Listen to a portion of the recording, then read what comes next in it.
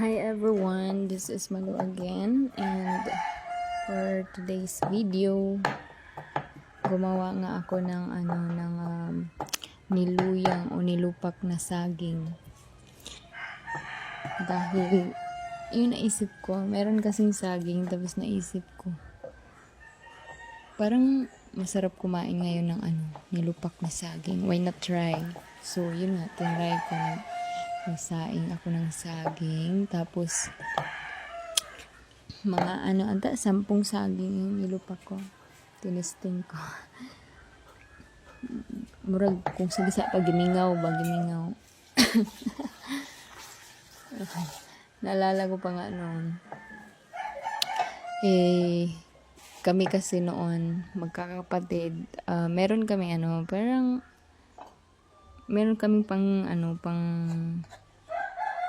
tawag dyan, alho o lusong muna siya mong tawag ka ng panglupak bag saging, pero mostly gigamit na siya sa ginagamit yun sa palay para matanggal yung yung balat ng palay at saka masaing mo na siya. Yan yung pamamaraan noon. Tapos ginamit namin yan nung gumawa nga kami ng nilupak na saging. Tapos dahil San Juan noon, talagang ang dami nang ginawa ng mga kapatid ko, kasama na rin ako. So dahil nga bata pa, siguro may pa yung edad ko noon, siguro 9 ganyan or 10. Yung bukid namin, doon kasi kami noon nakatira sa bukid. Tapos yung bukid namin,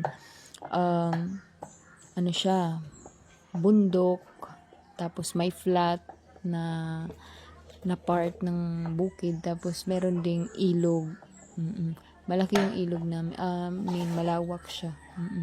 So may ilog ganyan, tapos meron ng mga bata doon. Syempre kapag bata ka pa, 'di ba, magiliw pa, mahilig maglaro ganyan. So marami ng mga bata doon dahil San Juan nga siya. Tapos nung natapos na sila ate, nagbaon na nga kami para papunta sa baba. So kasama ko yung brother ko na doon.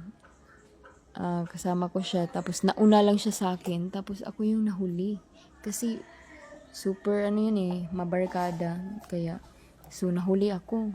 Nako, paano to, sunod ako sa kanya. Yung bukid namin noon talaga ang daming damo na matataas, bata pa, maliit ka pa. Nakita ko doon sa puno ng santol or star apple, kita ko, oh my god, meron palang ahas. Oh my god, may ahas palang ganyan. May ahas palang nakaabang sa akin. Isa lahat pa naman ng mga ahas talagang pinakaayaw ko. Sobrang takot na takot ako dyan. Oh my god. Naku po. Ganyan pag nalagpit na yun, ayaw ko yung ahas. Yun.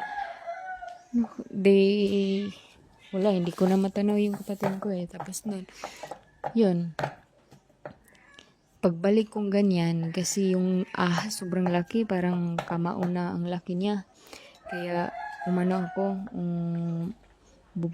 pabalik na ako sa taas. Biglang na yung ilong ko natusok ng hagunoy na damo. Hagunoy yung tawag namin doon. Kanagling pang ilo, malibang kasagbutan. Ganon. Wala noon, meron na talaga akong trauma.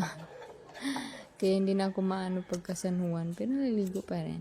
So tinikman ko na nga yung aking ginagawa. Iba pala, may throwback. Bye bye.